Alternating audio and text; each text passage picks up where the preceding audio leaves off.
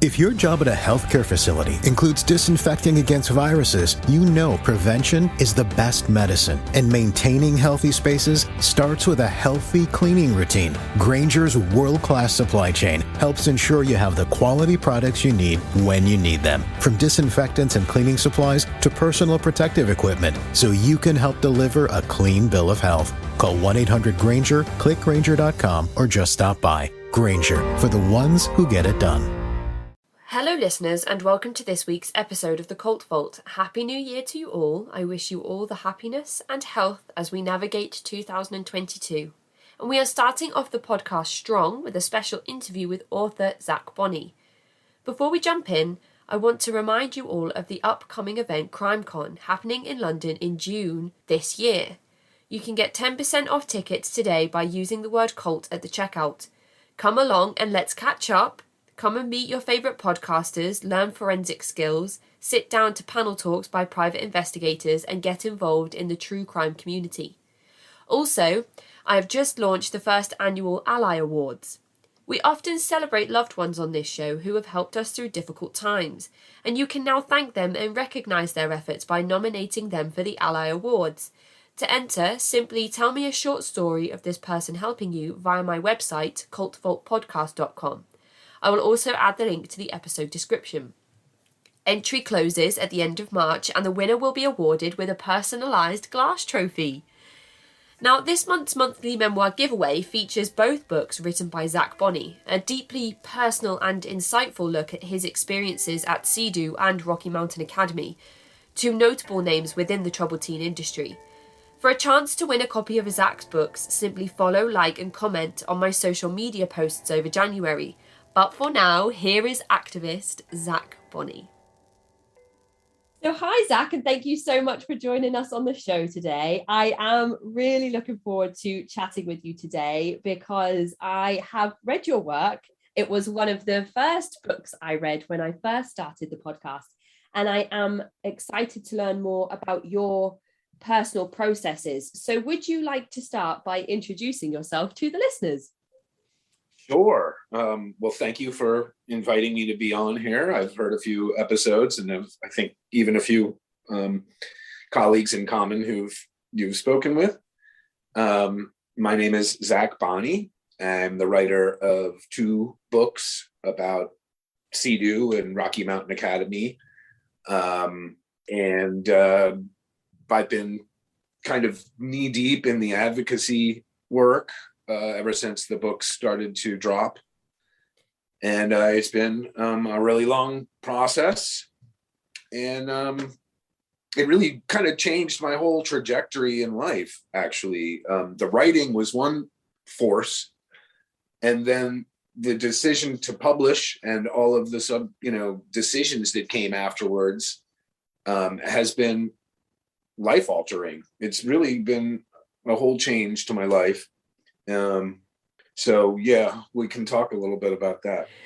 I am really excited to learn about exactly how the writing and the publishing has changed the way you thought your life would go and play out. So, and I guess it's important to mention as well that your writing and your work around advocacy will be the main focus of our episode today, because you've spent so long writing these books that we didn't want to spend 2 or 3 hours kind of reliving all of those experiences again, because of course people can go and pick up your book and read it to find out all of those details, which I do highly recommend. And I'm sure we will talk about some parts of the book, but I think that today we've decided that we're going to focus mostly on the writing and the processes, and then your work around advocacy.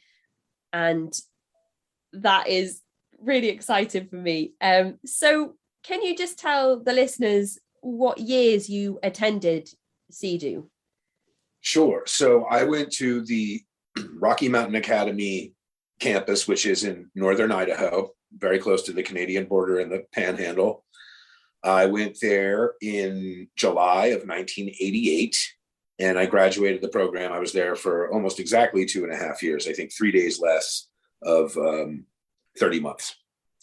So oftentimes the programs say that it's an average of 2.5 years.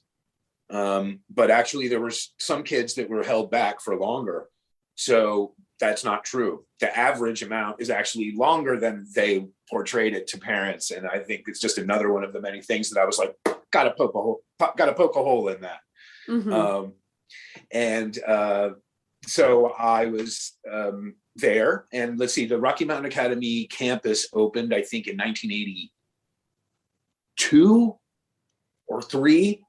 So it was still somewhat new to the area. And then I lived there, and I ran away from there. And there's a whole, the way that I kind of compartmentalized the books and how I came to see that I had compartmentalized the memories was very much a like first 6 weeks until the like shock wears off, and almost everybody who like went there ran away at some point, or and it almost always happened between like 4 weeks and 12 weeks, because like once the shock of it kind of wears off, then the mounting simultaneous pressures that are put on us as kids that are like, pretty significant.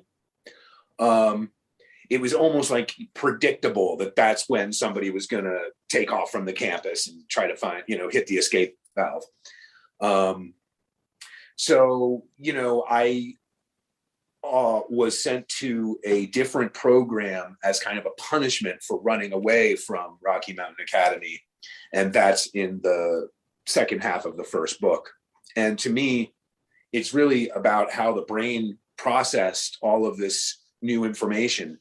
So for me, when I had to go back to RMA to finish the next 2 years of the program, most of which is covered in the second book, it was I had grown so much in those 2 months.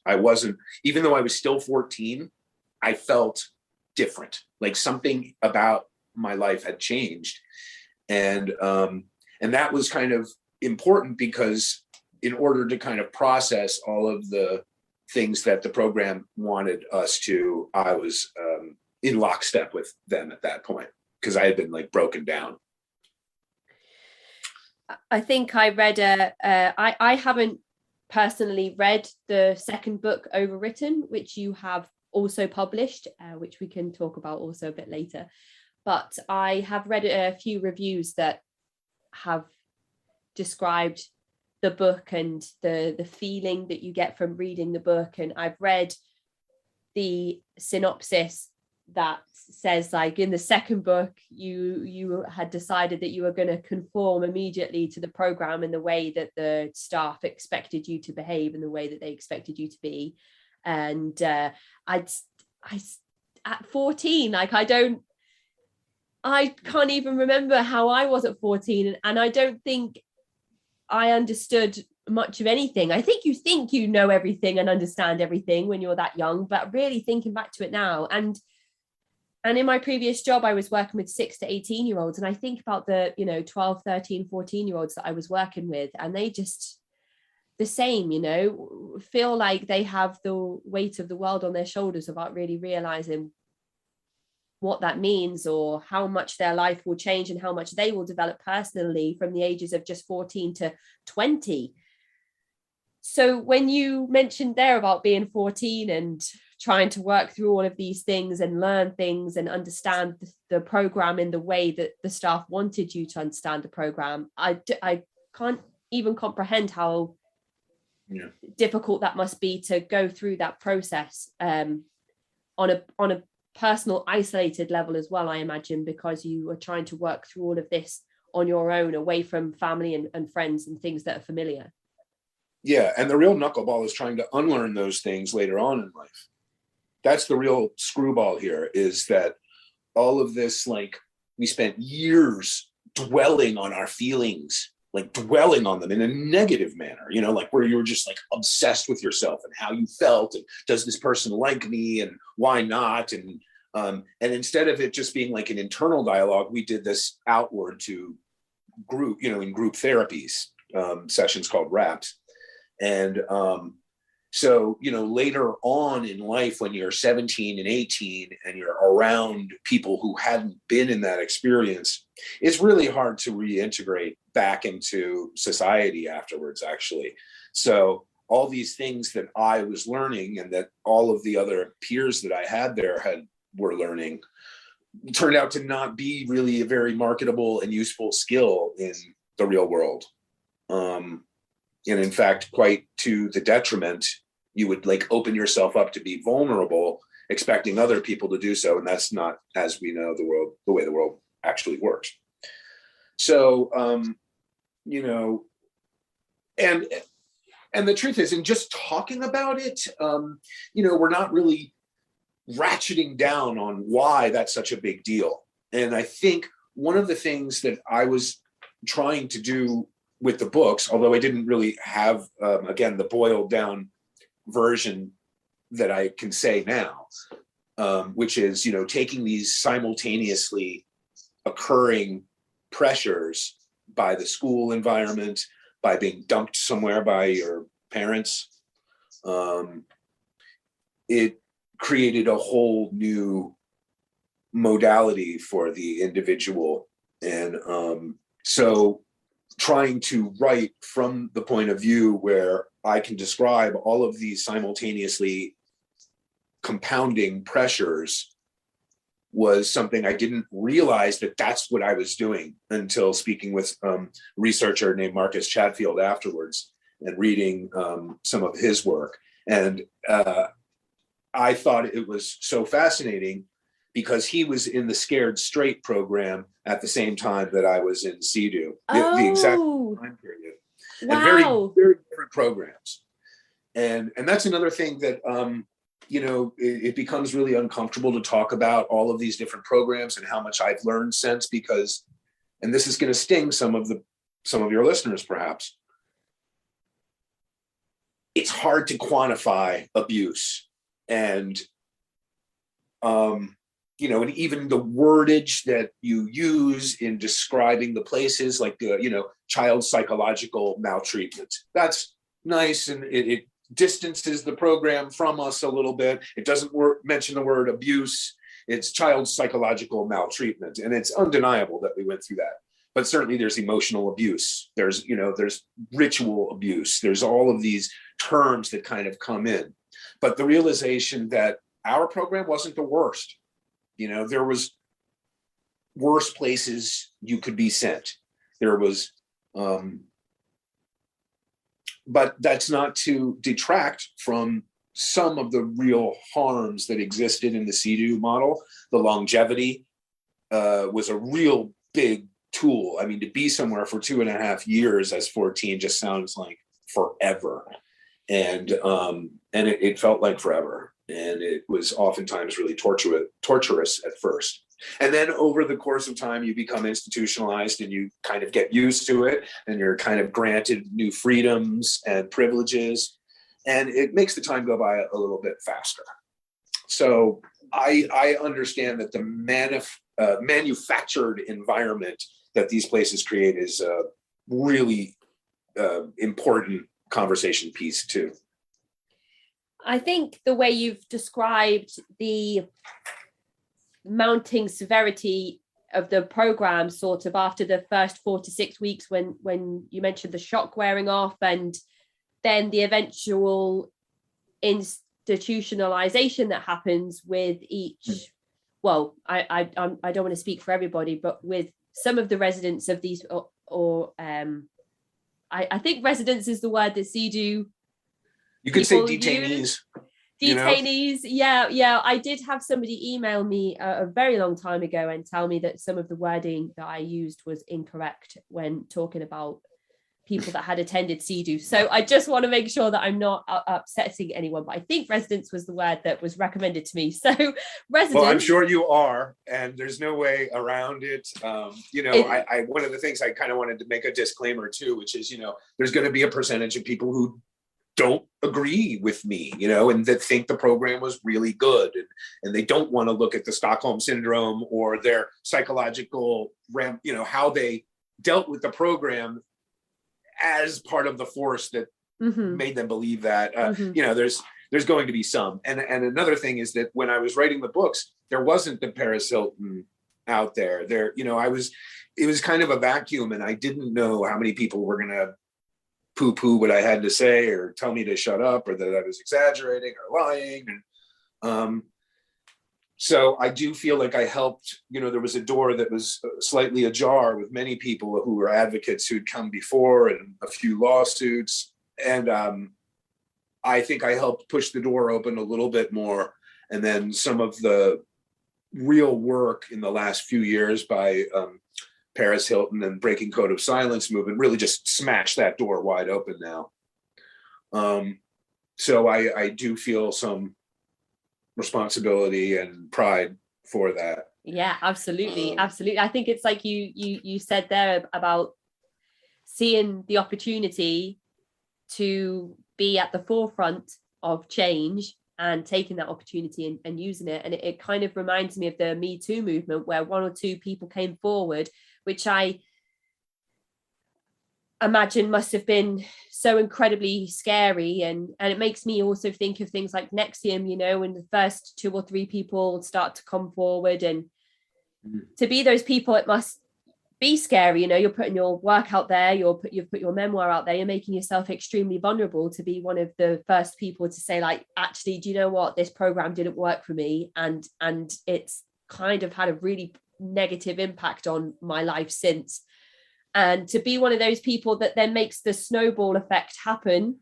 We saw the Me Too movement has just made waves through the entertainment industry. And now, I was just talking to my partner last night about how at a concert one time, Justin Timberlake pulled down Janet Jackson's top and her breast came out, and then she got cancelled for the rest of the tour, and Justin Timberlake continued on the tour kind of as the headline and act. And I just thought, after the changes that have been made around sort of equality and the Me Too movement, I don't think that I'd like to think that wouldn't be able to happen these days, and she would not have been persecuted in the way that she was. And I know that's not comparable to what we're talking about. It just kind of it all seems to fit in. And you've got these people at the forefront, such as yourself, at the forefront of change, and then as the momentum picks up, there are notable figures like Paris Hilton with the following and the influence that she has, that can then kind of, once these brave people have opened the door, these people with money and influence and other resources can kind of bring the house down. So now hopefully everybody keeps talking and we keep building this momentum and keep seeing this change everywhere. But just to go back quickly to something that we spoke about briefly before, I think you can definitely, when we read your work, it matches exactly what you've said so far. So in the first 4 to 6 weeks, we kind of feel that initial like, oh, what's going on? I'm not really too sure what's happening. And then after the kind of 4 to 6 week period, we see you realizing that this is where you're going to be on average for 2.5 years, which doesn't make sense, because I don't know if you knew of anybody that left way before 2.5 years. How would they make 2.5 years an average if they didn't have people leaving 2 or 3 or 4 months into the program? Well, unlike a lot of the places that are out there, there was a beginning and an end. Okay. So there was when we graduated, it was because we had gone through these milestone experiences, and you had to go through all of them in order to graduate the program. So there was no way to do it in a shorter amount of time. And really what's, I guess we'll kind of get to the end part of what we might talk about today real fast, because, in the final analysis, Casey, in writing about it, I really only wanted to write about the last several months of the program. But in order to really tell that story, and I've yet to do it, I haven't done that yet. And you've probably heard some of the things that are out there. Like we had this lifeboat experience where we had to tell everybody whether they lived or died, why. And then we had like rituals where we were buried, I guess, for lack of a better, died. And then, we had a chance to say everything that we regretted in life and how we would have done it differently. And mind you, I'm only 16 at this point. So it's a real powerful experience that you go through for 2.5 years that creates the level of, quote, safety. So you'll do these exercises that come in the last several months. So and you were a huge believer in the program by then. So you believed in all the dogma and all of the doctrine. And so in order to create and tell the story accurately, I needed to do the whole buildup from day one in slow motion, and it goes faster and faster and faster and faster until the end, at which point, which I haven't written it yet, hopefully the reader will, unlike having all of their questions answered to some degree in the first book, having so many more questions about what happens to a kid after he goes through an experience like this. And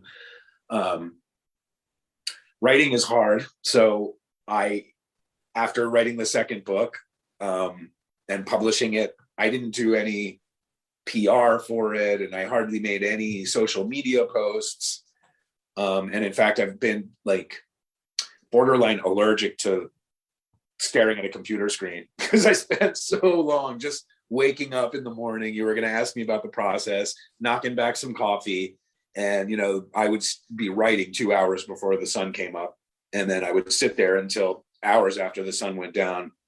And it was the most grueling, horrible, but rewarding experience I almost ever had. And also, growing up with ADD and having some impulse control issues, my whole life I was told that was something I wasn't going to be able to do.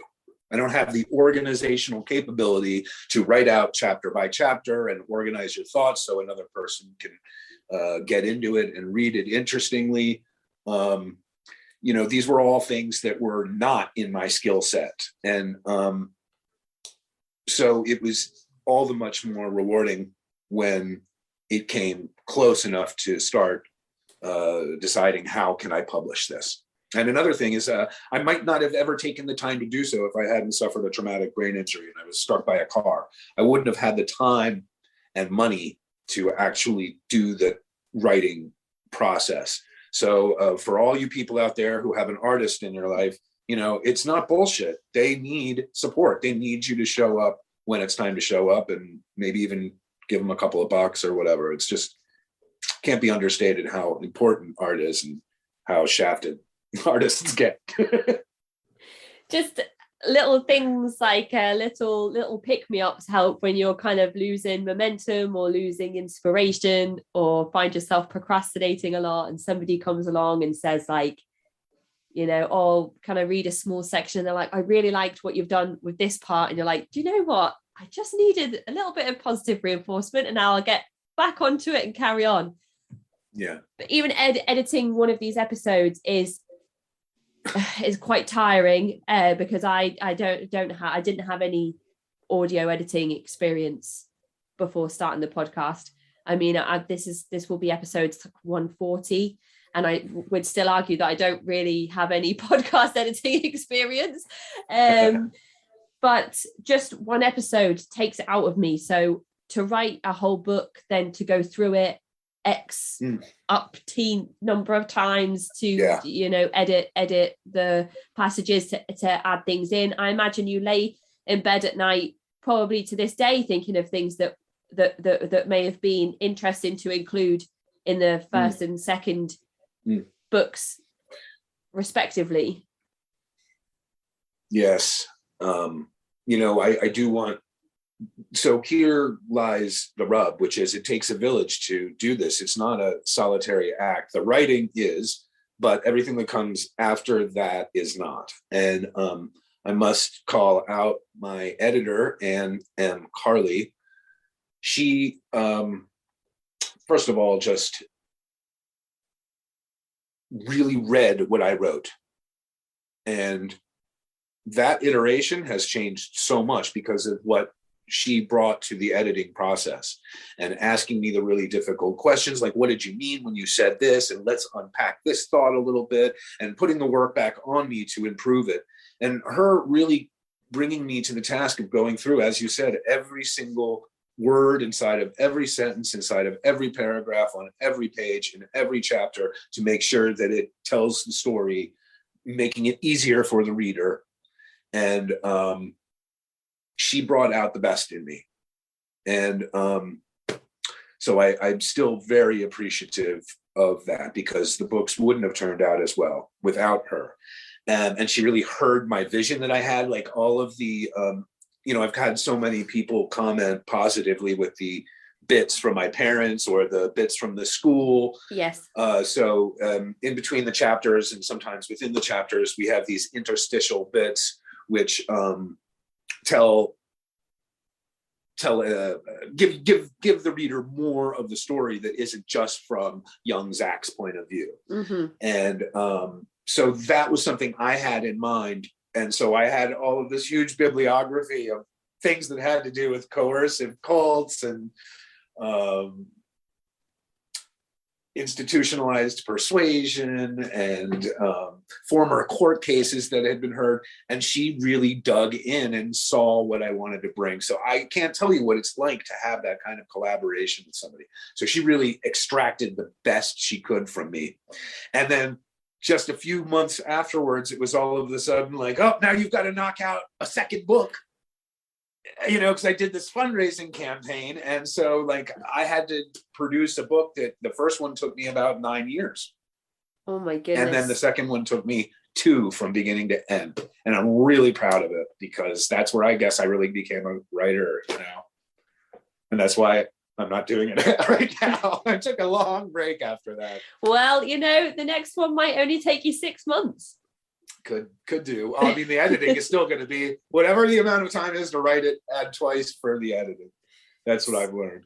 Let's jump back a few steps, just so we can make sure that we cover as much of this as possible. I'm hoping that anybody listening that's had an experience that they feel is worth writing about, and if you think it's worth writing about, I'm going to go ahead and say it definitely is, because if you've had that thought, maybe somebody might want to read that.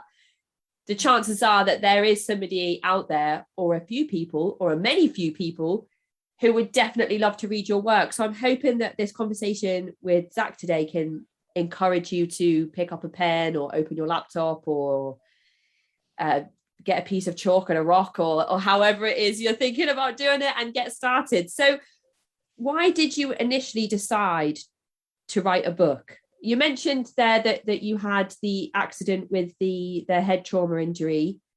Were you already thinking about writing by that point? I can't 100% blame that, because I had already begun, but it was really a personal project. I was fortunate enough to already have been kind of brought up in a literary household. My mom is a published writer. My dad writes.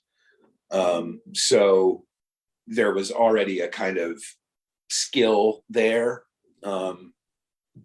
So it began as kind of a personal project. And at some point, I guess about 3 years later, and I would just kind of, I'd wake up and write for an hour every couple of months. It wasn't taking up a lot of my time. It was an in-between jobs kind of thing. And then I was struck by a car and had a mild traumatic brain injury. And I became much more interested in telling the whole story. I didn't at that point think I was going to be able to do it. Like, I just didn't think I could do it. But after waking up day after day and day after day and making it my practice, it started to come together.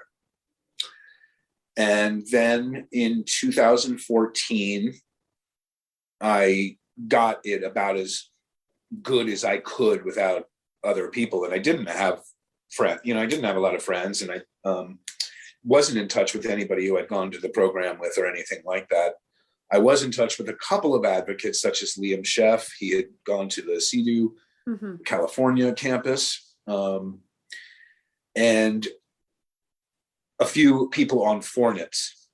If you remember that website, Fornits, that before Facebook, there were a few community message boards for people who had been in different programs. Okay. And I started putting some of my writing there and receiving some encouragement. And I guess I did know that I knew that there was a couple of other books out there. There was Gone to the Crazies by Allison Weaver about her time at Cascade, I want to say. And there was, I can't remember the author's name now. I think he wrote a book called Such Were the Joys. And he wrote about his divorce and had mentioned that he had either gone to CEDU or RMA. So there were a couple of places where it appeared in literature that I had read. And then I decided that, you know what, in order to really do this right, I need to go into therapy. I'm going to have to go, in order to really do this right, I'm going to have to go into therapy so I can actually retrieve. And that was really helpful, because being able to kind of give a 14-year-old the voice that he didn't have then to somebody who really wanted to hear what he had to say, even if it was 20 years later, was really beneficial to me. And so I also credit that experience with being helpful. When it came right down to it, the sitting there and writing, where you actually have to sit there and do it. It's not just talking about it like, oh, I could write a book and, oh, I could do this. It's the hardest thing in the world. It's such a hard thing to do. And as you were kind of alluding to earlier, you can't help it. Your thoughts are sometimes going, who's going to read this? How am I going to get them to know about it? So every fifth thought you have is about why you're doing the work. And you have to take that and just lop it off every 20 minutes. You have to just lop off that piece of you that wants to reward the part of you that's doing the work. Because there isn't, you know, as far as you know, there really isn't one. And so that was really hard for me, because I think we come from a time of instant gratification. And, you know, Facebook was out there, there was all these distractions. And I was like, no, I have to keep these blinders on and I have to do this no matter what. And it did feel like torture sometimes. It was the hardest thing. And then doing it again. So to get into the advocacy thing a little bit, after writing the first book, I went out to Los Angeles, where I had the chance to meet Jody Hobbs, who started Survivors of Institutionalized Abuse. And I had the chance to meet Paul Morantz, who was the one who got bit by the rattlesnake. And it's so strange to hear you saying all these names, because usually when people come on the show and they talk about famous televangelists and things like that, I'm kind of like, oh, well. But all of these people, because of so much of my time is being kind of spent hearing these stories and reading publications and articles and, you know, books such as yours, I'm like, I guess I know all of these people. Yes. Well, so right before the book came out, I went out there and I realized I wasn't really alone in this whole thing. And it really opened up my eyes. And then very soon after, about a year later, the door was opening. And it was in part because my book was making a lot of rounds. That was a whole new part of this. Is, don't forget, Amazon was in the process of taking out all the independent and regular big publishers one by one. You know, what happened to the publishing industry in 1 year due to Amazon is very similar to what Netflix did to Blockbuster. Yeah, my dad works for Royal Mail, which is the nationalized delivery service over here. You know, you post your letters, Royal Mail delivers them. We'll work for Royal Mail in their little red post vans and stuff. So also did the same thing to the postage industry when for a little while. It was a bit touch and go there for my dad and his job, but yeah, it's okay now. So I can't understand it from a publisher's perspective or an author's perspective, but from kind of the delivery side of things, yeah, I kind of can see it from that side of things. Yeah, well, I mean, it completely upended the publishing world. And I mean, as somebody who was like, I don't even really want to be a writer, I just have the story I really want to tell. So I self-published. To answer the question that you're going to ask, is I did kind of found my own little publishing company, not with the program, which I did have huge aspirations for, because many of the earlier advocates after my book came out thought that I was poised to be able to help out many of the other video and documentary, docuseries, book projects that were coming, that were being conceived of. But gosh, I mean, there was, you have to build websites and start newsletters and make content. And I mean, these are all things that are the opposite of the writing, skill. And I just came to a point where I couldn't do it. I bit off way more than I could chew. And then meanwhile, after the first book came out and I had done the Indiegogo campaign to raise money and start writing the second book, I had all of the people that were reading the first book wanting to reach out to me and tell me about their experiences. And I got to tell you, over the 4 or 5 years now, I've heard so many disturbing stories. And I don't want to get into the whole like salacious side of it, because it's sad. It's people's lives, who were sexually abused or had drug overdoses, or, in some cases, a child went missing from the program and never reappeared. Families sued. There's a whole, after these programs, part of it that the schools never know about, which is, destroyed families in part because of the money that it cost or the control that it took from the youngster at the time. And sometimes even with the parents, there was a weaponization because they were in the process of an ugly divorce. There's just like so much meat here. It's very dramatic. So it's been a real experience to hear from kids who were treated in worse situations also, where there was a lot more violence. And, like you said, there's always a way to say something the wrong way and step on somebody's toes. And there was mistakes made when I first started too. There was people, I didn't know who they were, and they were asking too much of me, and I like blocked them on the internet. And I realize now that I was having a trauma response to some of that. Like I couldn't handle it, and I didn't have a way to deal with it. And it took me a process of becoming an advocate and having much more conversations with more and more people to finally like find my own footing in this. It was really hard at first. There's so much that comes with advocacy work, and to be one of the first voices to shine to whistleblow on this industry that for so many years has only had a certain amount of light brought and attention brought to it. And I feel like there's only so much that comes from groups that bring the public's attention and the media's attention. So you've got things like Nexium now is been just exposed for exactly what was going on. All those people that came forward and spoke out, all those people that testified in court, and criminal penalties given out.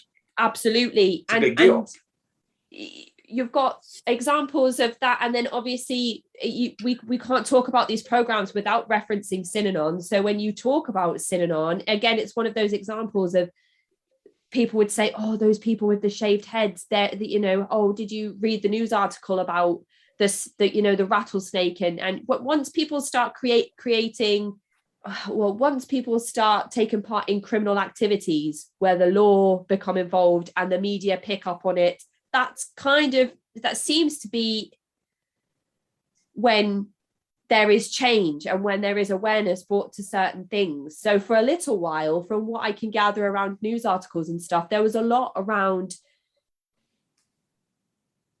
rehabilitation and therapy and things like Alcoholics Anonymous that came from Synanon and what that movement was practicing basically, and what the media managed to find out through people's testimonies once the thing was blown open and people started talking about it. It's almost like this industry is having the same thing happen now, and we're right in the middle of it, but it's just taken so much longer for it to happen. You know, these other groups like Nexium and Synanon, they are like... Some of it has to do with the parents. You know, it's not like whistleblowing and you point out the whole industry. It's also like, why is it that affluent parents can't raise their fucking kids in this country? And, you know, frankly, let's not leave with that. You know, there's a lot of things that are tied up as well into this. Synanon, Jonestown, the Manson family, especially the Manson family, and the Anthill Kids and Shinrikyo, and these really infamous sects that existed that have been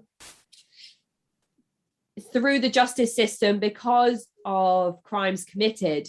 They all happened almost so fast that things just unraveled before there was a chance to do any damage control.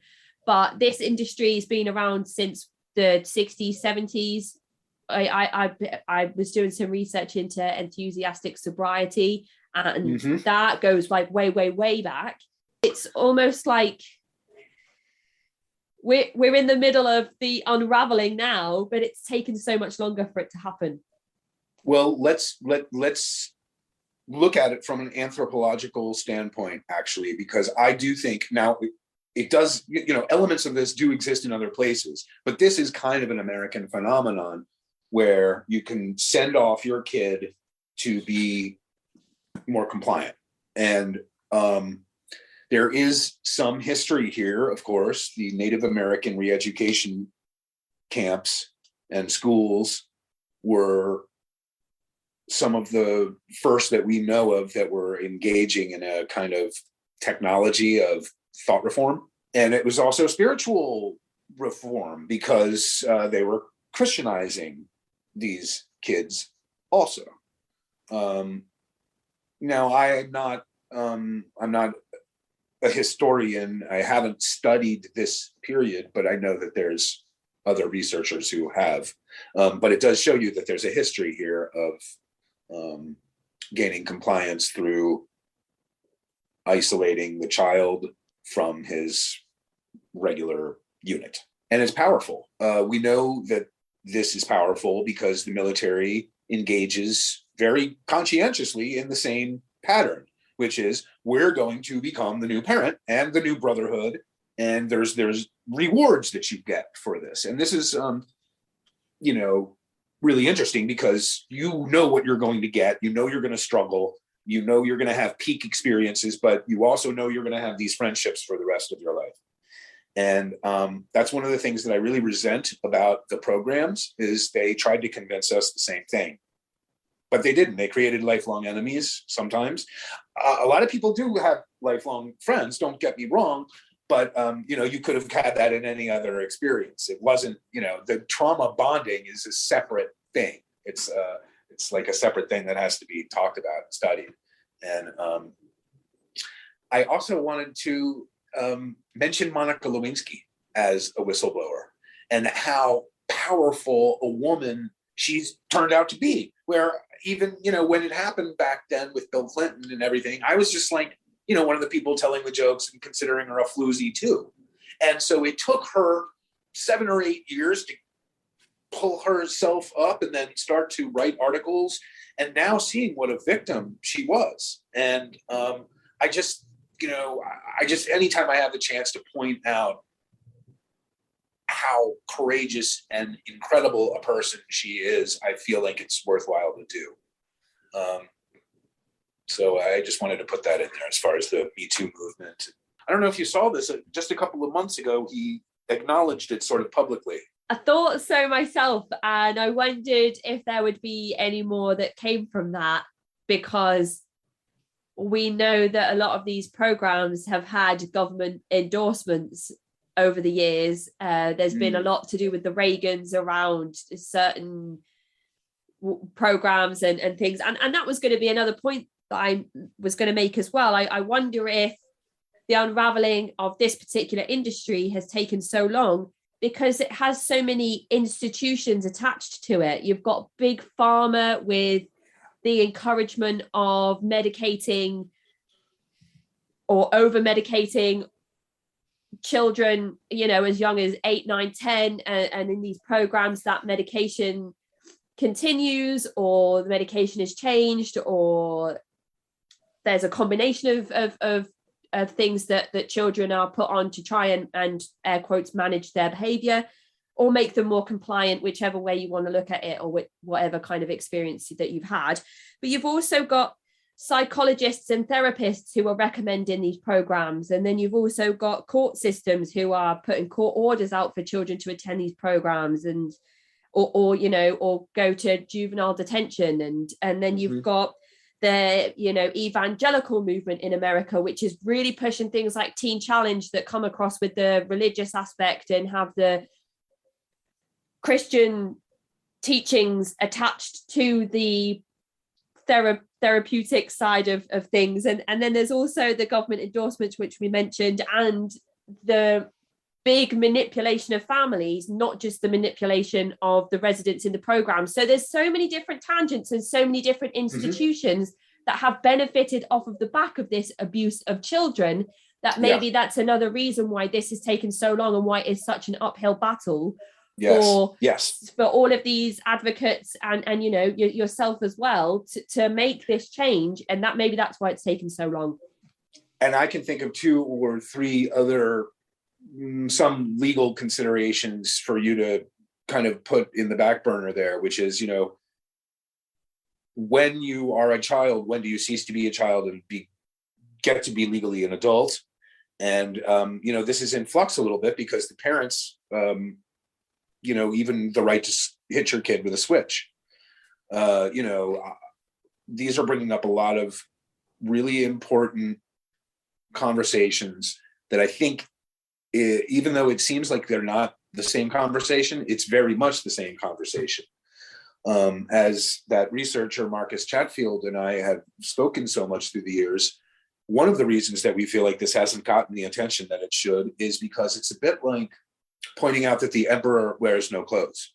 It's a bit like, well, if it's okay to send kids, have them kidnapped professionally in the middle of the night, taken away from everything that they've ever known, brought against state lines to a place that they've never been to before, strip them naked and start screaming at them or beating them. Okay. So where do you draw the line between what would be like, you can't bring that up because you start to bring up what is the point of education and what is the point of good parenthood.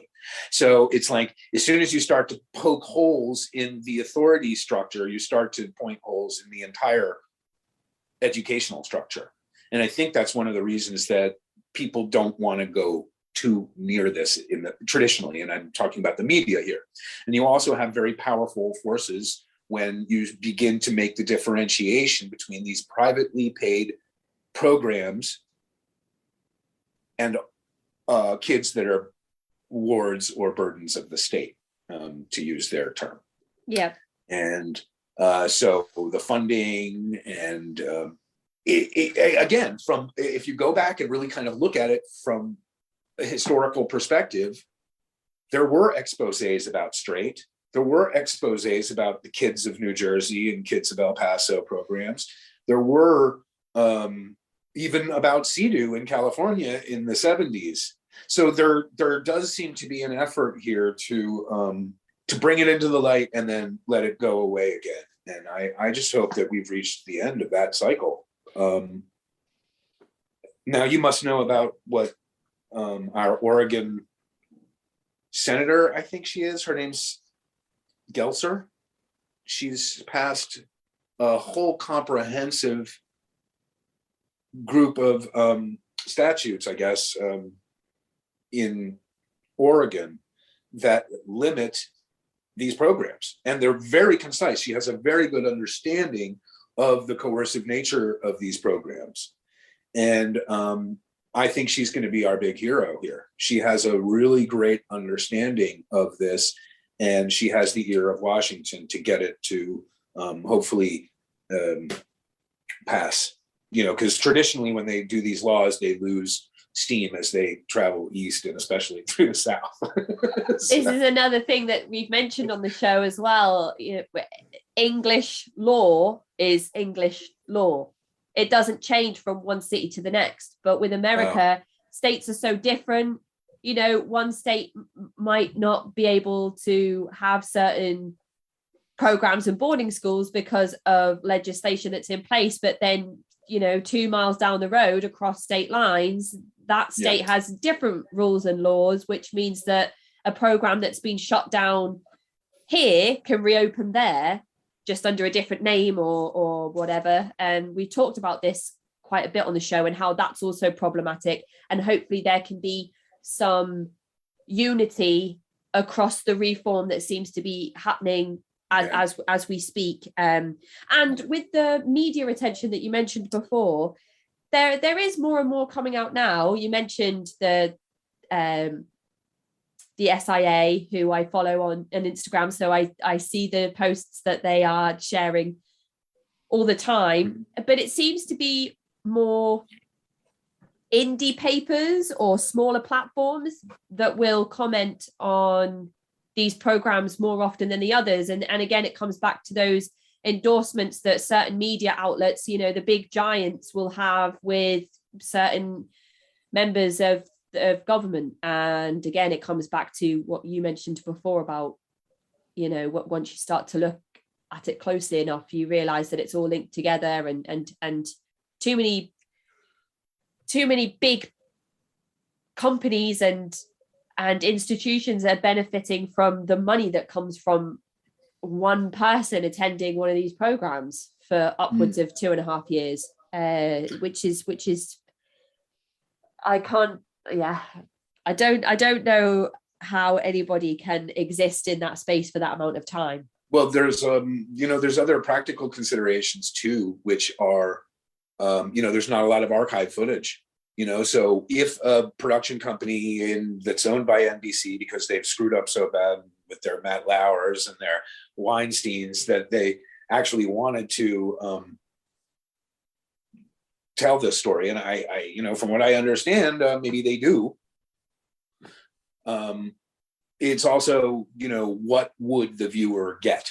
What could we show them other than reenactment? And these are expensive, and also, if you were actually to show just one of these rap sessions for the realness that it would stop the practice overnight. Mm-hmm. And again, it comes back to that salacious side of things. You don't want to just you don't just want to take the parts that people find most shocking, like with the true crime community. It's like, where do you draw the line on having jokes about Jeffrey Dahmer eating people on the hoodie that you wear out in public, even though those were real people with real families and people that loved them, and you've got all this stuff with victims, but it's like people become so desensitized to those subjects that they don't even think about it, past that, oh, this is funny and it's quirky and I'm going to wear this hoodie out. And it's something else that we've spoken about on the show, where we say, it's important to highlight that cult-like methods of control can exist between two people. One person that is using the control methods and one person who is under the influence of those methods. It doesn't have to be, oh my goodness, have you heard about Jonestown? Let me tell you how many people died and how they died. And did you know that there were children involved? Of course, those stories are still important to tell, because we need to make sure we're raising awareness, looking out for red flags, looking out for things that, if we see a pattern emerge within another group, we can try and intervene before tragedy happens. But it's still important to recognize that if a documentary is made about CEDU specifically, or other therapeutic boarded schools or wilderness programs, that you're not just saying, oh, they didn't show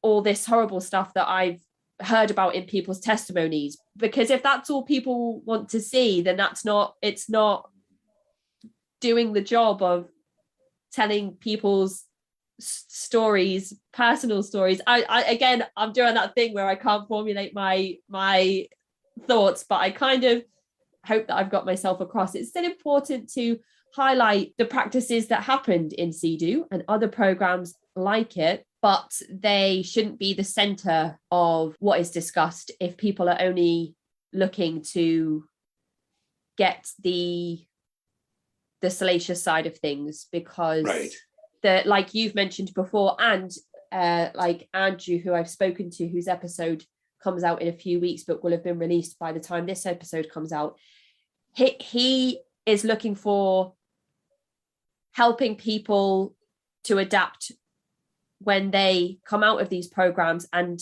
have to integrate back into typical everyday life, and how there's no support for that, and how that is what he struggled with the most. So that reintegration is something that we focused on in his interview quite heavily. And maybe if there ever was to be a documentary, some of it can focus on that. Maybe some of it can focus on other options that existed other than these programs that could have been explored before a child was sent to one of these programs. There's many other things that can be focused on other than just the transgressions. Yes. Yeah. Sorry, it took me ages to get there. No, I hear you.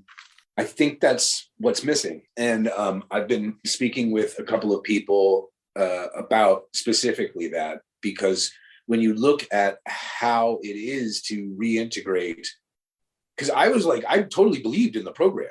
So I couldn't understand why I was feeling so, I'm going to say it, suicidal.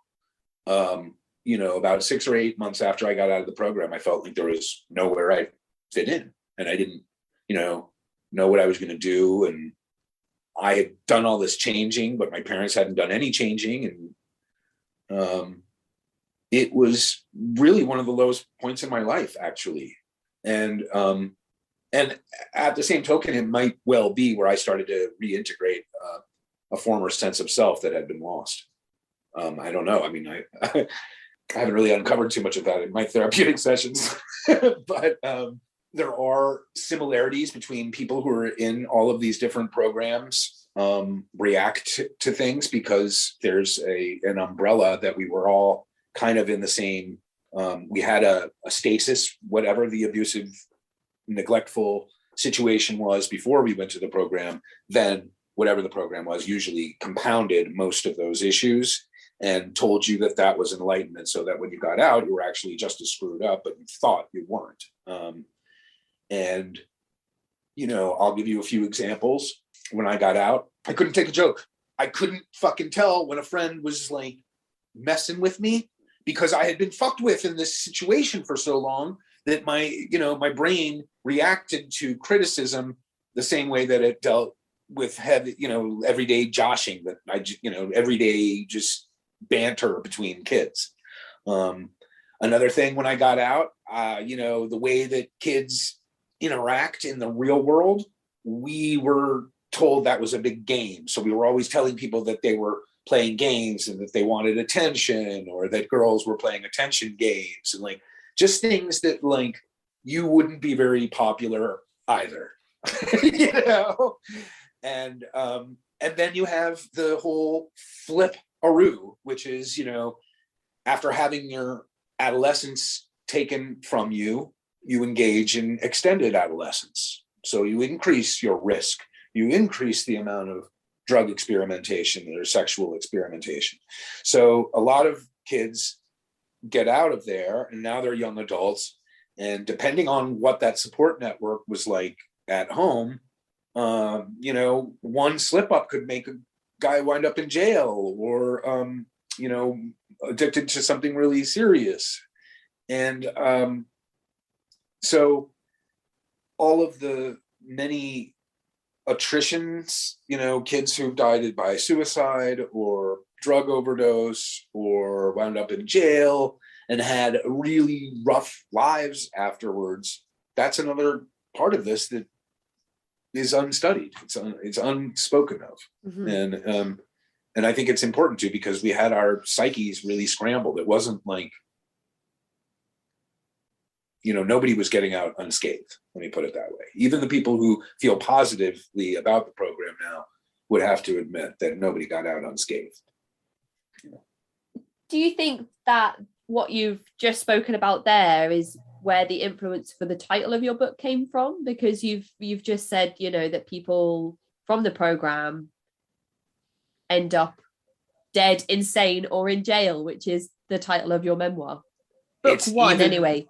It's even creepier. We were threatened that that's what happened to us if we ran away. So, like, if you run away, you're going to wind up dead, insane, or in jail. And then at the same token, whether you stay there and graduate or you don't, the chances that something like that might happen to you are still pretty great. And you mentioned previously that when you started to write this book, you were in touch with Liam Sheff, who is one of the people that has created one of the only Sea-Doo documentaries, I believe, that exists today. Was he working on this documentary at the same time that you were working on your book, or did it already exist at this point? It's, first of all, I miss Liam very much. We became pretty good pals, although we didn't meet in real person. And that makes me sad. It makes me sad also that I was so freaked out that I thought he was making a program production. So I resisted being part of it. And then we really became kind of fast friends afterwards and started talking a lot. And then I sent him a copy of the books, and he was really very supportive of it. I think there's also, the way that people, like, a lot of my friends joined the military right afterwards. I just spoke with a guy who was at my campus 10 years after I was, and he joined the military right afterwards and just moved on with his life, didn't really think about it. And it's all these years later that he's kind of realizing how, through the trauma of war, this is through the curtain of his mind looking backwards, seeing how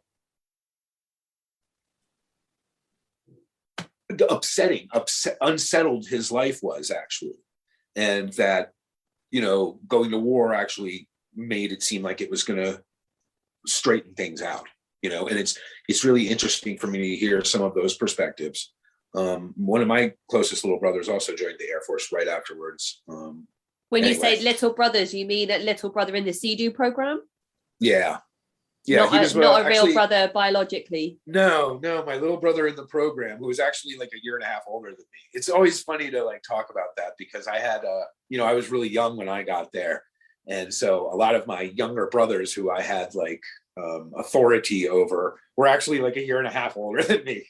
Like they had to shave more than I did, and like, but I was the like grown up now, and I was the one telling them that they had to grow up. It was just weird place.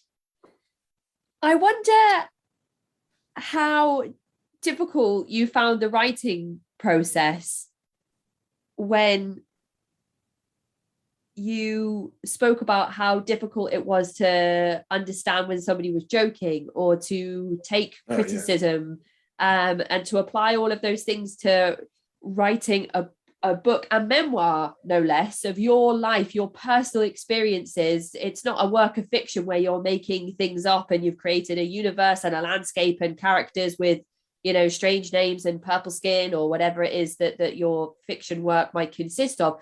You're writing about your life and your experiences, and you're putting yourself in an extremely vulnerable position.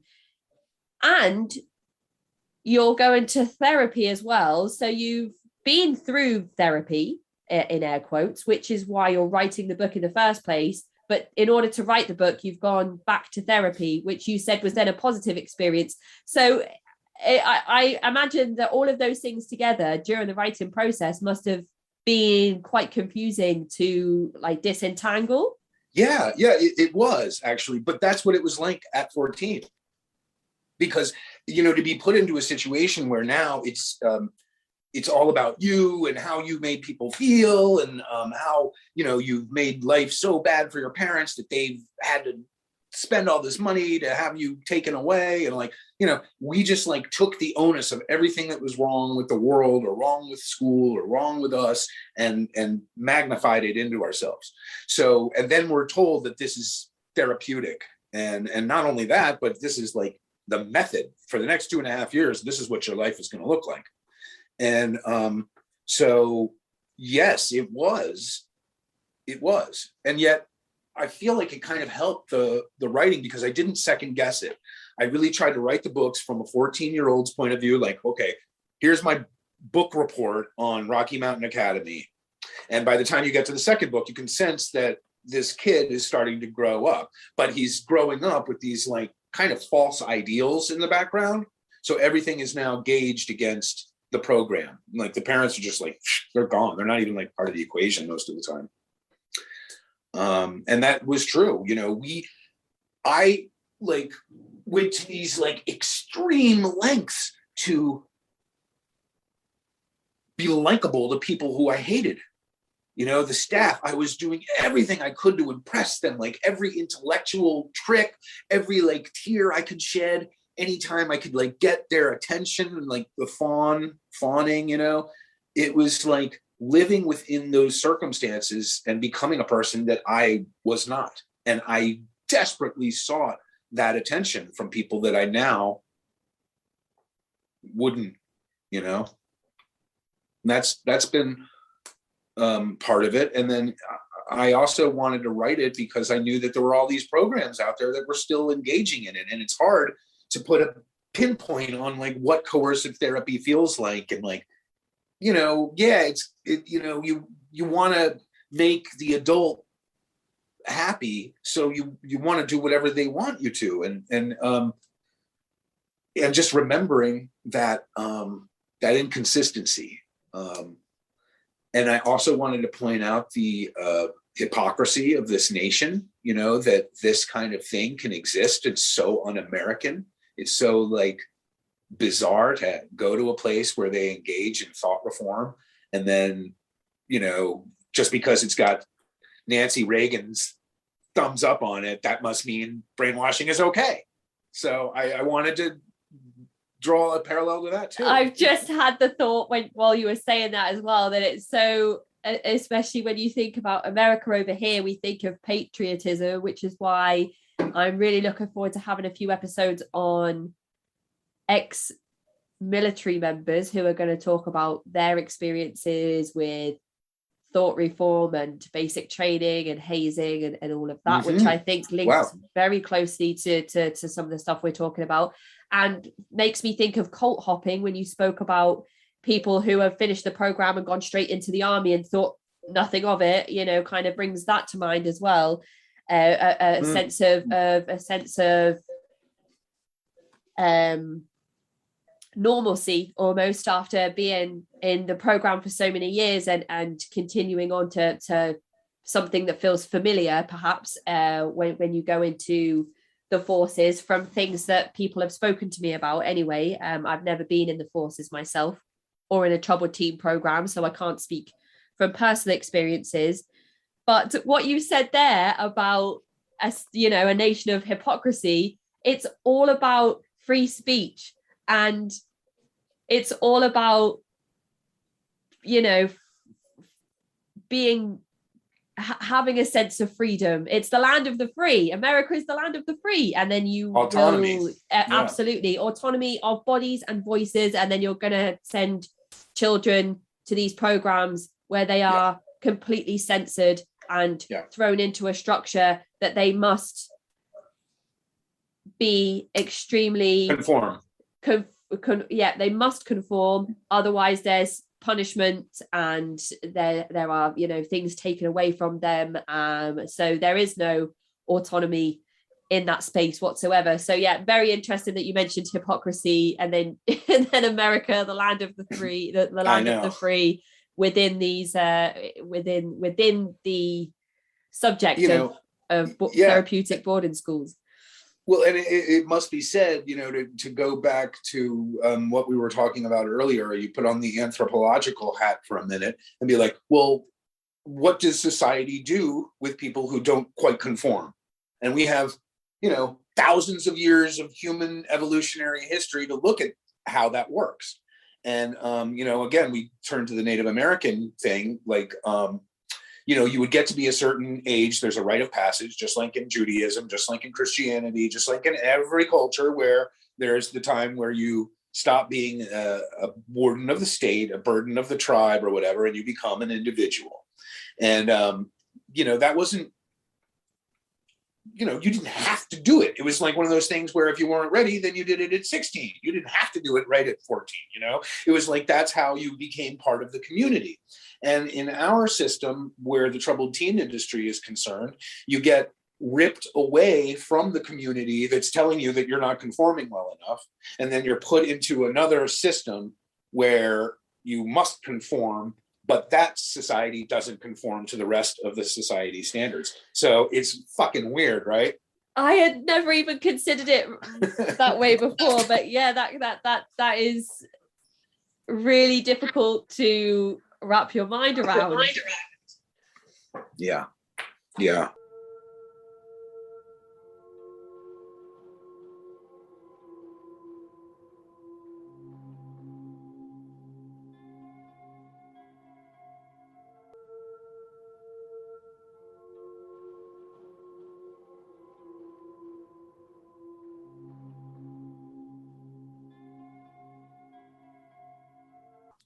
It's interesting because the person I mentioned before, Andrew, whose episode is coming out soon, who spoke a lot about reintegration, he actually went to several Scared Straight programs before he attended his wilderness program. So you talked then about thousands of years of history of, if you don't conform, then this is what will happen. And there's so many examples of that. You mentioned Judaism, so you've got the Holocaust is one example you can draw on.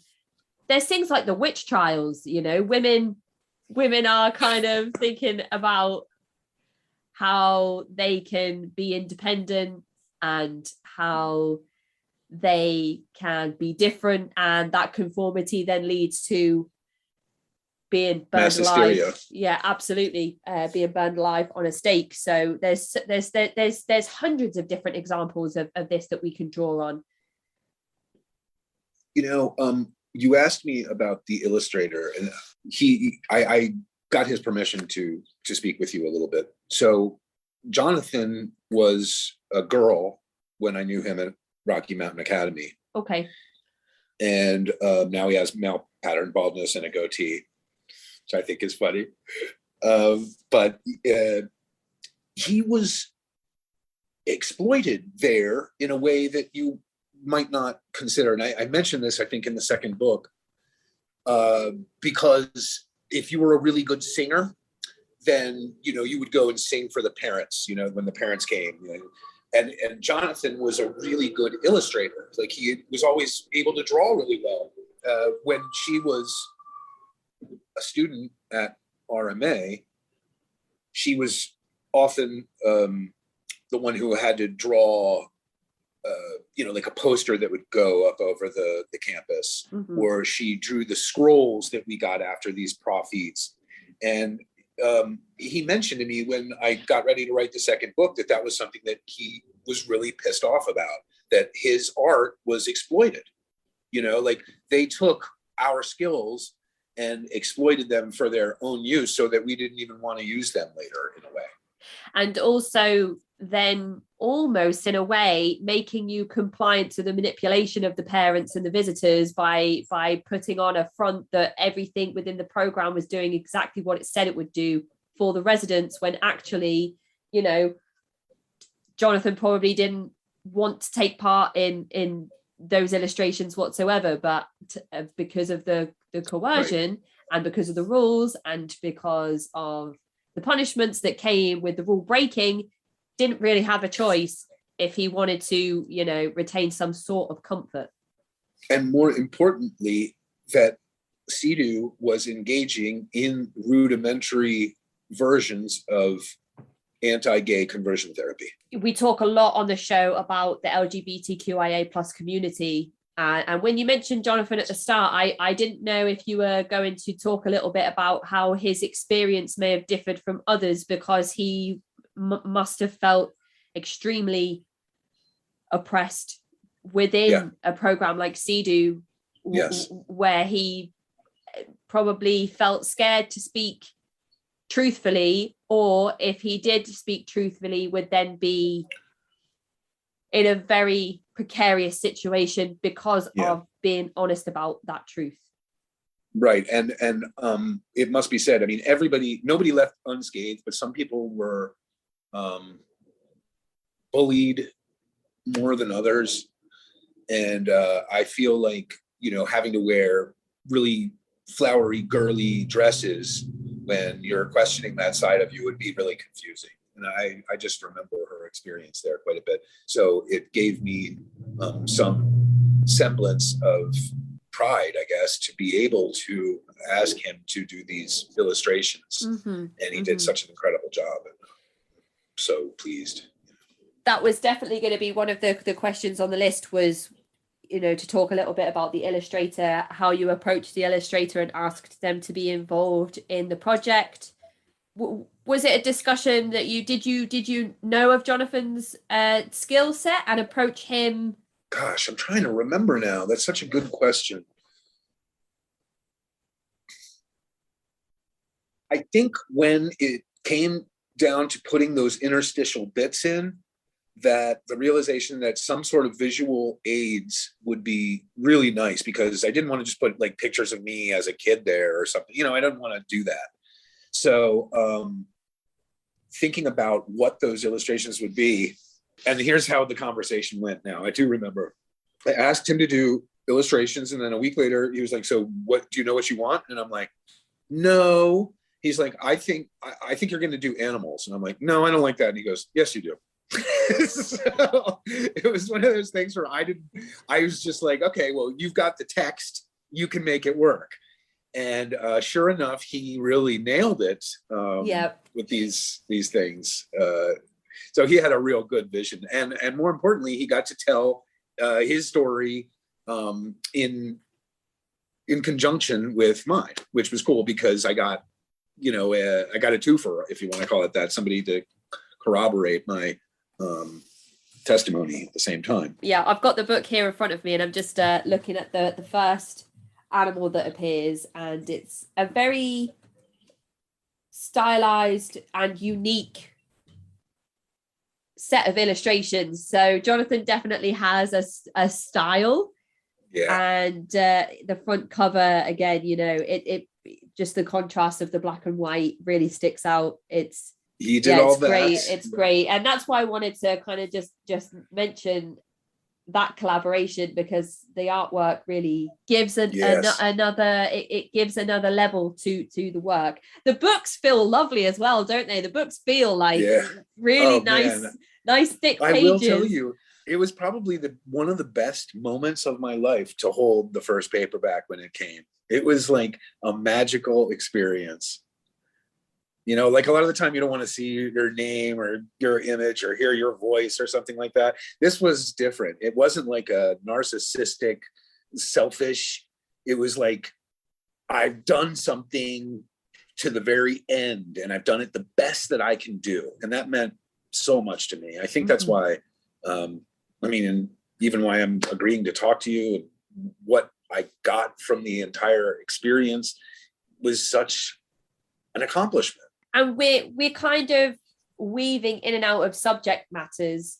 We're dipping in and out of the writing and the processes, and talking about the difficulties, but the rewards that come from pushing through those difficulties and arriving on the other side. We're kind of peppering that with things that make us angry about the troubled teen industry, which always seems to happen in these episodes. I'm sure my listeners are like, wow, Casey's really not happy about this one today. I seem to get particularly have a particular set of reactions with these episodes. I don't know if it's because I've done so many now that And I still get surprised that things shock me and make me angry after all this time. I mean, you probably still have that to this day with people that you speak with. So I don't know if it's because of that I have strong reactions to this subject matter. We're also talking on the side of that little small details about things that happen within the CDU program. And I think that it's kind of a really great way to approach it. It's given us a nice overview of everything, and these are the types of conversations that I really enjoy. You decided to write the book. You were working on it. You had your accident where you injured yourself and thought, right, now I'm really going to sit down and take this seriously. You're doing a little bit every day, so it becomes almost like a ritualistic at that point. You're like, okay, I'm in my routine now. I know what I'm doing. You're sharing small bits on certain forums. So you're putting yourself out there. You're putting your work out there. You're going to a therapist to retrieve some memories. Once you feel like you've got a finished product, how do you find an editor? How does somebody find an editor? And is it a process of finding an editor that works well for you? Or once you've got an editor, do you just take their word because they have experience in that field and they kind of know what they're doing? What does that look like, and how does that work? Well, this is actually this might be one of the more interesting parts of our interview.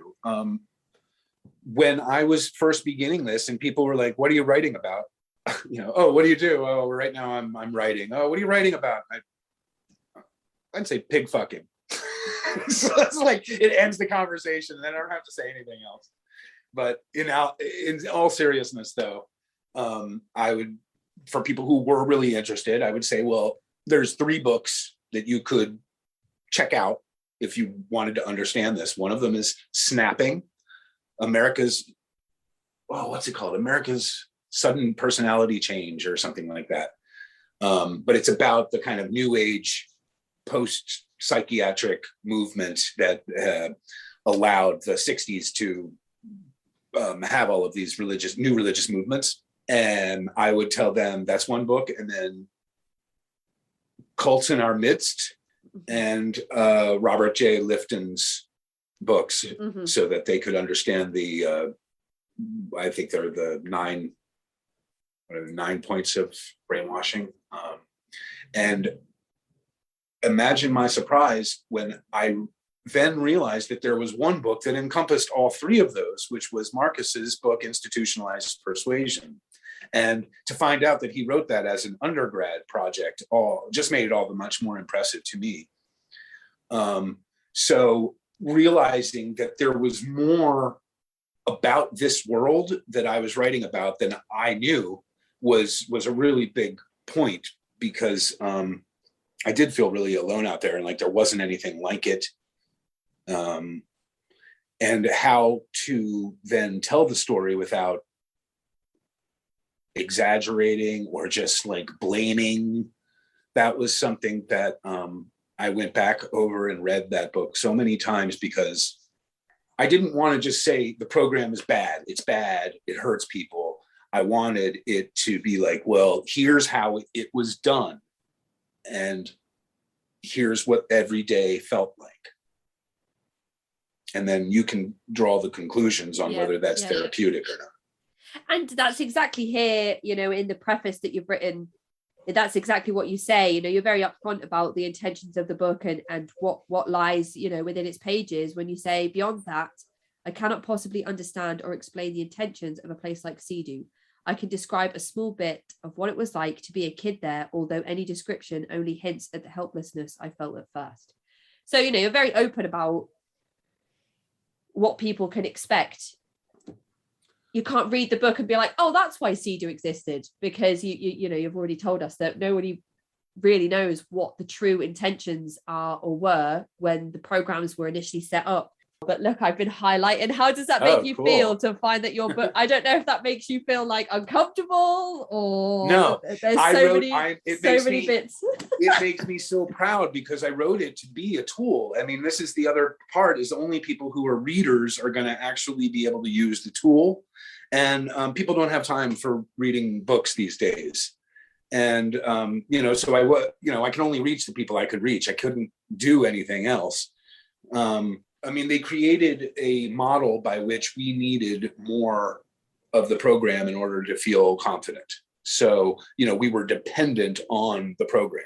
So at the end of it, I think they were kind of creating a therapeutic community where people could come together and take care of their feelings and do all of these things that we had learned over the years. And that they thought that that was going to be like a zeitgeist moment for spirituality, had really big dreams. It's interesting that you use the word dependence there as well, because going back to that struggle with reintegration into typical society, if the program is no longer there for you to access and you're indoctrinated, I don't know if that's the right word to use. I've been told off for using that word sometimes as well. So, by that point, you're so dependent on the program that when you no longer have access to the program, you can't function in a society that you are not sure how to function in the first place, because it's not the society or community or insular environment that you've been in for the last X amount of years. But also, isn't that the environment that Synanon had to create to maintain its devout followers? And all cult-like environments can only exist when there is that level of dependency, where people can't just say, do you know what, this isn't for me, I'm leaving. Whether that's breaking up families and making them live separately so the families can't all leave together, so we all stay because your child is living with the other children on another part of the commune, or whether it's the sunk cost fallacy of I've been involved in this for 25 years, or like with what happens with multi-level marketing schemes, where people say, well, I've sunk $20,000 into this, I can't possibly walk away now. Whatever it is that has created that level of dependency, that's exactly what you've just said happens within this program. So a couple of things here. In writing the books, I also knew that I was exposing a cultic dynamic that existed in these therapeutic environments that we did not sign up for. The parents join the cult, and then we're the ones who actually have to do all of the cult stuff. Yes. That's in itself a very interesting place to begin. And secondly, one of the things that I noticed in speaking with people at the International Cultic Studies Association was there would be a time, snapping is just the term that's used, not like snapping like you're suddenly angry or something. It's that something snaps in you and you have a whole perception shift on yourself and your life, or what have you. There's a point in the program that our intellectual capabilities became the weapon of choice. So we all of the skills that we had to intellectually say why we weren't going to integrate into the program became things that made us then integrate into the program. And that's unlike many cults where the inkling of, wait a minute, I don't have to live my life like this. I can start to see what it would be like to live without this group. That didn't exist in ours. It only compounded how much more we needed it. The last thought I wanted to tell you was it was my first time publishing a book. So there were times where that inner dialogue is really long, and I may have, 5 years later, I can say there's some things I may have cut out to make some of that internal dialogue a little less thick. But I also want to tell you that it takes 11 or 12 hours to sit down and read the book without any break. Just sit down and read it. That's less than half of one prophet. Whoa, wow. When you put it that way, oh my goodness. So I did write it for that purpose, that people would be like, oh my God, when is this going to end? And still at the end of them reading the book, be like, you know what? I only put 11 hours into this. This guy was there for 30 months, sleeping there every day. So it's an important thing that I made people go through that, even if they didn't want it. It kind of does have that feeling. It also has that feeling where things intensifies as you go through. Yeah. Like you explained at the beginning, that's how it kind of happens, because it's preparing you for this really long stretch of just overwhelming, really lengthy prophets towards the end of of your stay in the program, but it's broken up with the different segments that you put into the book. So just when you feel like you can't read anymore because it's exhausted to kind of get through all of these things, it's very clever how you've put things in there that breaks away and gives you a different perspective, and then you're like, okay, I'm refreshed, I'll go back through, and you carry on. And then when you get to the end, you do have that feeling like you have the oversight, but there's still parts missing, because obviously there's book 2 and one day will be book 3, we hope. So it definitely does have that aspect to it, and it's very cleverly done. And the fact that it always like, I read these books and I'm like, wow, and then the author's like, well, yeah, that was the intention, and I'm like, that is so clever. Because in English, when your English teacher would say, what did Shakespeare mean here, and you'll be like, oh, I think he meant this and this, and you're kind of just throwing things out. But then for an author to actually say that's exactly why things were done that way, you're like, wow, that is right. It's another level of creativity. Well, in the first book, I also didn't know I was ever going to write again. So I didn't know there was going to be a second book. I mean, I really thought it was just going to like, okay, I'm self-publishing it. There'll be like maybe 20 or 30 people that look at it, and then it'll die. That'll be like, honestly, that was the conservative and correct way to go into it. Be like, you know what, make it the best I can, so I'm proud of it. And even if nothing happens, at least I've done what I can do. And the thought that, this is just them talking to us. They're not making us do something, except, showing the kind of gray areas here where it's like, the disclosure circles and us walking around. It's still, it's screwy, it's uncomfortable, it's brainwashy, but it's not that bad. I did that on purpose too, because that was our integration into the program. In the second book, I go in a lot more. It becomes much more physical because of how the exercises in these program profits were. And I'm really proud of the second book. I wish I had done a little bit more marketing, because there's a lot of people that read the first book thinking like that's it, but they don't know that there's a whole nother 2 years of the program where they can really get into the details of these raps and profits. And I just haven't had the energy to tell them. I don't know how to get the word out there, and I'm done asking my friends to do that. Like, as a writer too, like everybody I interacted with was like, will you buy my book? Will you review my book? Will you tell your friends about my book? And I got to a certain point where I was like, no fucking more. I can't control this. And I can't let my happiness get tied up in that. But I do feel like the second book hasn't gotten its due attention. Well, it may do one day. You never know when that surge of motivation might come back, or when you feel like one day you can get in touch with a network of people who are in a position to be able to help you market things.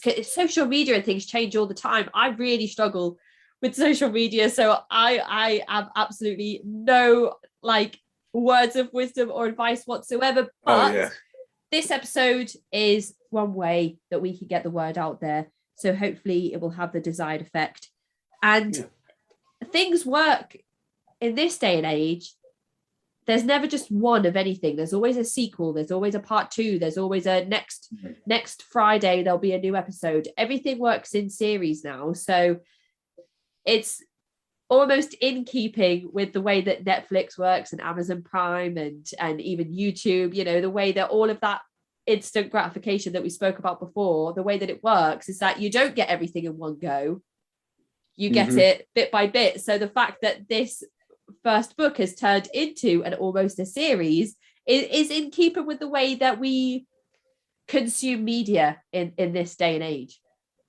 Right. Yeah.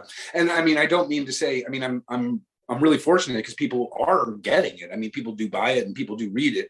I just mean, like, when the first book came out, I was making social media posts all the time. I was reminding friends, like, please write a review. I can't tell you how important it is. And it was really having an impact on my psyche to have to ask all the time. And whether it's deserved or not doesn't matter. The point is that it was just on us, and, yeah. So I mean, I do feel very fortunate that it's received any,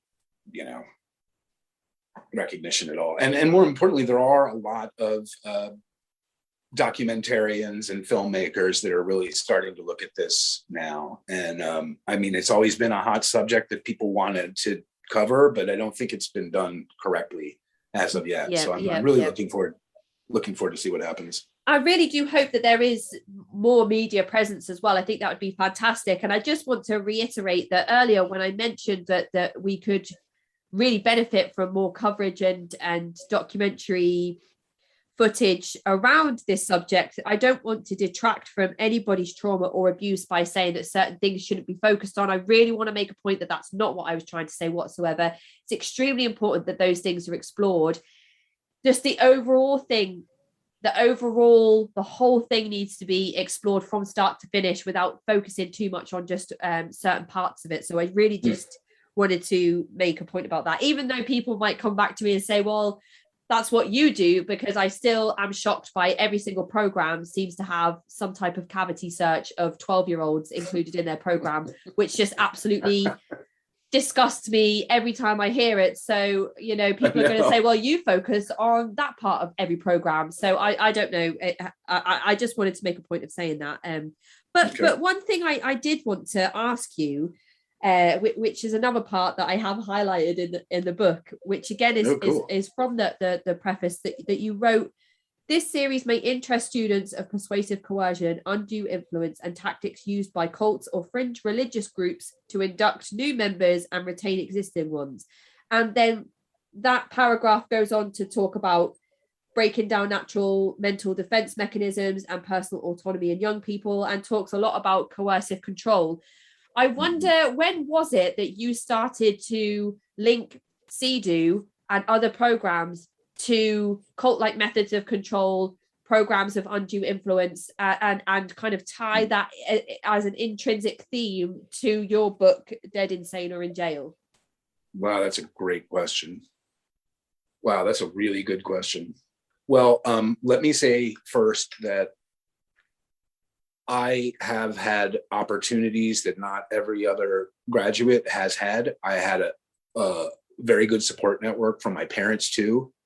So when I went away to college, I had a year and a half of high school that I still had to go to. So I went a year of public school and a year at a private school. And then I was finally on my own.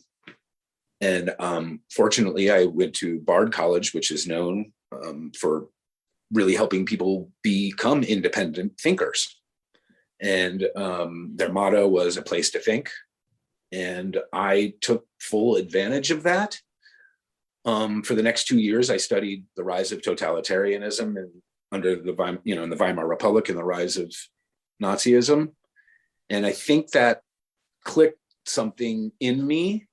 And then in my third year, I had a course that was called Cultural Reportage.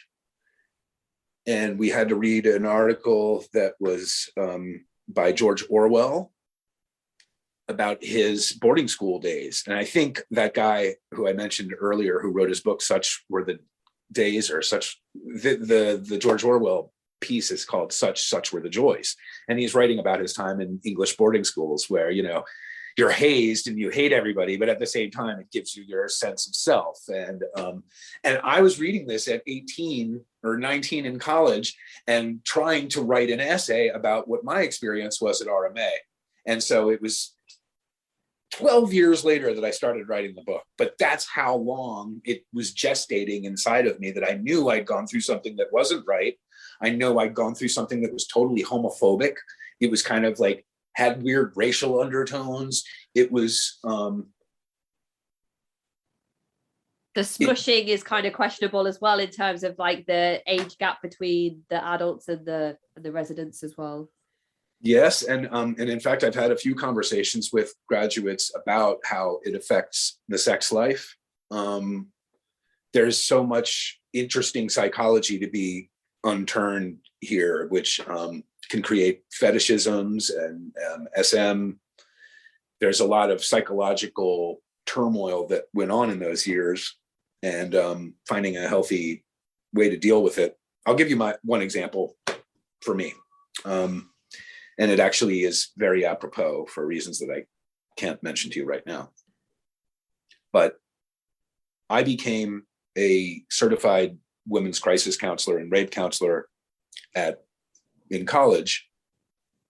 And it was really kind of due to my personal experience afterwards, and also being there and hearing about all of these rapes and seeing girls go through their emotions in that way. And it really had a very deep impact on me. So, there are people on the other side of the fence that have learned to exploit people, women in particular, girls. And, and I think that there was one or two that went to RMA. I don't know if you know what I'm talking about. There are a few people that have come forward and mentioned some things to me in writing. One person remained anonymous and did mention something that happened at Rocky Mountain Academy that included sexual assault. But again, that has been a conversation on that not wanting to become the main focus of the subject matter when we've discussed RMA on the show. So it has been hinted towards. Some people that have listened to the coverage might be able to work out which person in question I'm talking about, but she asked that not be the sole focus of the episode, which I can appreciate, because she didn't want to detract from other people's experiences, which is very difficult in this program. And it's, as you mentioned before, there are no words, so it's difficult to formulate the correct response as a host as well, hearing those stories that are extremely difficult to listen to, but also for the guest to relive. So it's alluded to, but it's not outright spoken about. There was like 8 or 9 years where I knew one of my friends had been molested by a staff member.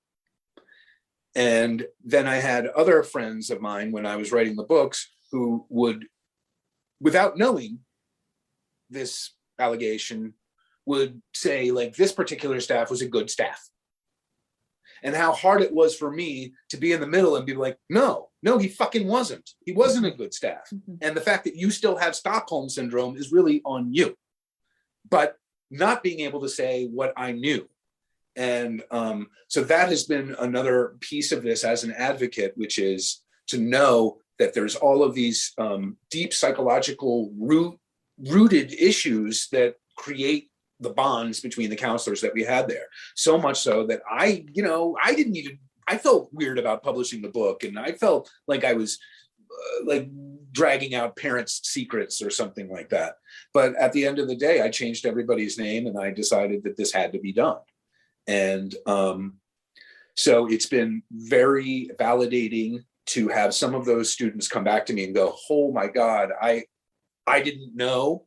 And now that I know those things, it really brings home the fact that there wasn't really any good staff there, is kind of what it comes down to. It's hard as well, because we could be talking about different people and different staff members and different residents. I know that there was a lot of things that happened between residents themselves, and then other things that happened between staff and residents. So we could be talking about completely different people, because as you mentioned, there's a lot that went on that's public knowledge. There's a lot that went on, I'm sure, that's discussed between the spaces like the Troubled Teens forum on the Troubled Teens subreddit, and then there's probably hundreds of things that happened that will never be common knowledge to people that's right, like myself. So it's very difficult to think about those things, and difficult to remain partial or even close-lipped about things that are not our experiences to share, even though we know that person may now be working in other education facilities or other programs such as such as the one that we're talking about today. So it's a very, very tough one. Very tough one. Yeah. Mm-hmm. Yes. You just mentioned another important point, though. I've had people reach out to me who were in the early versions of CEDU too. So I've had people who were there in the 70s as kids reach out to me. So I have been privy to see a culture of abuse lasting decades that other people only see in their small window of when they were there. And that has been really impactful for me. A few people have also mentioned that experiences that they've shared in these raps and profits, or whatever the chosen name is for the program that they are in, there's the same process, it's just renamed. Right. In a lot of these programs, because they use the Synanon skeleton and just apply it to their program. So it seems anyway, they will admit to something that happened to them, deeply traumatizing, and a lot of the time are victim blamed and told that these things that have happened are their fault, whether it's taking drugs or trying alcohol or being involved in a sexual relationship or an abusive environment. And a lot of the time when this victim blaming happens, it then means that these people might feel like they need to take that trauma with them, never mention it to anybody, and keep it to themselves in fear of having that same reaction to that omission. So maybe, there's a lot of people carrying things that we'll never know about, who feel like they can't talk about those things because it's their fault that it happened, or they're worried about the reaction that they'll get from the people that they tell. So that's one, and it shouldn't be a small thing, but it's one very small fragment in this overall troublesome industry. Well, you have unresolved issues compounded by unresolved issues. It was that it really does mess with the attachment part of the brain. If you just look at it on a physiological level, to be snatched out of that environment of stasis with your parents and put into another one is in itself very disruptive. And then years later, you go through a very similar experience when you leave the collective, and now you're all scrambled up again. Absolutely. And not only that, you're not being, not going from your parents' house to your aunt's house a couple of hours away, who you visit for Christmas every year. You're being transported to an environment typically in the middle of nowhere with people you don't know, people you've never met, in a routine that you have never experienced. So all of these things are new. This transitional period is so much upheaval that even that in itself can come with very serious PTSD, very serious trust issues and attachment issues, and all of those things. Again, I always like to reiterate that I don't like to couch diagnose, because I don't have any professional experience. I'm just going by courses that I've been on and things that I've read, but I can imagine that, clearly that would have a traumatizing effect on the brain.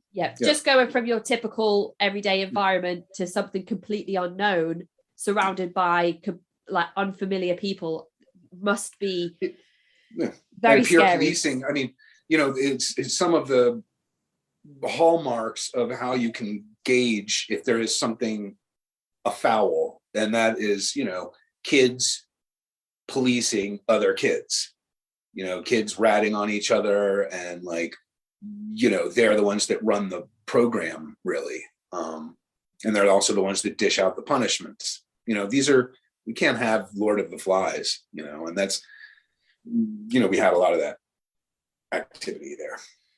Self-policing. And the biggest bullies won. No, the biggest, the person who was the loudest and talked over the person the most was the more enlightened. Self-policing is a whole thing, isn't it? A whole tactic on its own. I could just have hours of discussion about how, if you're more worried about each other, you're not questioning the intentions of those in positions of power, like the staff members, those in those basically responsible for your entire well-being. If you're more worried about what you say to somebody in your peer group, you don't have any space in your mind to question why somebody might need to perform a strip search on you, or why you're only being allowed to have X amount of hours sleep a night, or why you need to dig a hole and lie in it and pretend that you're well, or be threatened with being buried alive,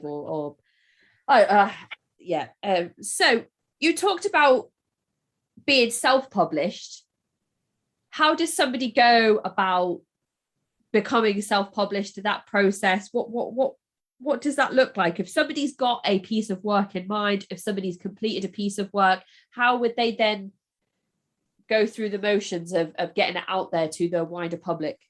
Okay, well, it's pretty easy now because Kindle makes it, so you can just simply go on Amazon and publish it. But I'm telling you, and all of your listeners, if you are the only one looking at it, it isn't done. That's just for starters. Anybody can publish something now, but I think it's worth it to outsource editing. How do you go about that? I think you audition that. For me, like I said, Anne actually taking the time to read the books that I told her to, if she wanted to understand the bigger world of Sea-Doo before she read my books, and she did that. To me, that was this is somebody who's willing to invest hours into my writing, and I'm going to pay them. So that's the other thing, is it can't be free. This has to be a business relationship that you might have. Now, if you're one of those people who has already gone through the editing process and you think it's as good as it can be, then you could try reaching out to independent publishers, but they're going to want you to jump through the hoops, only send them 2 pages. And, I didn't want to do all that. I knew that I had something that was pretty close to as good as I could get it. And I didn't want somebody to come back and tell me, can we change this or that? And, so once the decisions were made, then the next process could happen.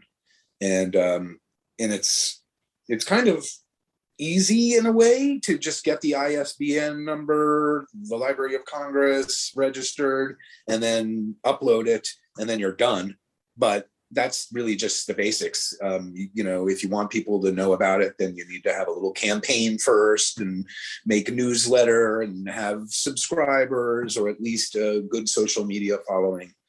I'm not trying to put dirt in anybody's dream. I'm just saying it's a really tough business out there, and there's a lot of really great writers, great musicians, and so it's the same as everything else. Yep, absolutely. Everything that you've just said can be applied to podcasting.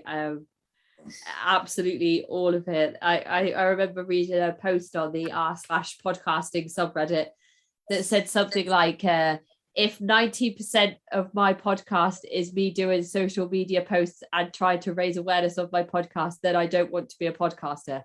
So right. That is, that's the difficulty. I've recently done a monthly memoir giveaway with Ronit Plank, who released a book called When She Comes Back, about her mother going to join Bhagwan Sri Rajneesh and his movement over in India and then over in Oregon. So she is such a busy lady. I don't know how she does it all. I have such a high amount of respect for Roni and the amount of work that she does. She's always on a different podcast every day. She has her own podcast. She's reading other people's books. She's promoting her book. She's going on tours around the country and talking at different conferences and talking at different bookstores and doing all of these things. And I just think, wow, that is so much work. And when you talk about an awareness campaign, that I feel like that's what it looks like, but it's a heck ton of work from what I can see on Ronit's Instagram page. It's a different guest appearance on a podcast every day. It's a lot, but she always has a smile on her face, so I hope she enjoys it. Right. Well, I think we've touched on, we've really just scratched the surface, but I think, like, if you were to cover an episode that had to do with the Stockholm syndrome just by itself, like what happens and why we like fawn, flight, whatever, like when I really think about how I would try to impress these people who I fucking hated, and it makes me ill when I think back on it. But of course I was having a totally natural brain reaction to something scary, something that I couldn't control. So I think you've got something there, and also the like, what's it like to integrate back into the world afterwards, and what helps and what doesn't. That crosses like a bunch of different programs. So if you ever want to have me back on to touch just on those, I'm game. All right. I would absolutely love that. Yes, I really enjoyed our conversation. I feel like because when I spoke to Bob, he said, Zack might not want to speak about his Sea-Doo experience, like because I go through Stephen Hassan's bite model, which is like, did you have any food restrictions? Were you sleep deprived? So it's very like step-by-step methods of coercion and control. And Bob was kind of like, well, that's what his book tells you. The book tells you all of that stuff. So, why don't you talk more about the book process? And I was like, yeah, that's great. That's another, cool. Insightful piece of media that I haven't had the opportunity to do yet. So, good. I would absolutely love the opportunity to talk more about everything. And if there was a slogan for this show, it would honestly be, we've just scratched the surface. I feel like I say that every episode, and you've just said that. So that had me like internally, I was like, yes. That's a great one. You lead with that. When I mentioned before whether residence is the right word to use, and you said detainees is a good word, we touched on how some people may get upset or offended or argue that we are painting these programs in a negative light when that's not necessarily fair, because the programs were positively effective for those people. I always encourage those people to get in touch with me. I really do appreciate hearing things from the other perspective. This is not a platform to do that. So I'm trying to let people have a voice about their traumatic experiences, their experiences of coercive control, their experiences of high demand religious groups. That is what this space is purposefully for.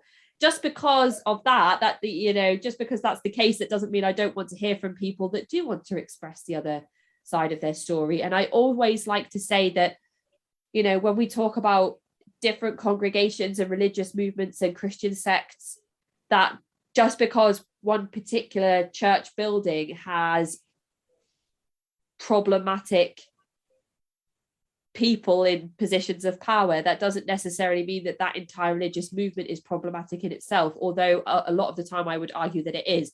However, I still want people to come forward and tell me that the other side. So I just wanted to throw that out there for anyone that's listening that would like to come and email me at cultvaultpodcast@gmail.com and tell me their story, because I just love to learn. And the more information that I have, the better informed I am to have these discussions that are going out on a public forum. And I feel like that's my responsibility as a podcast host to kind of make sure that that's happening. So get in touch.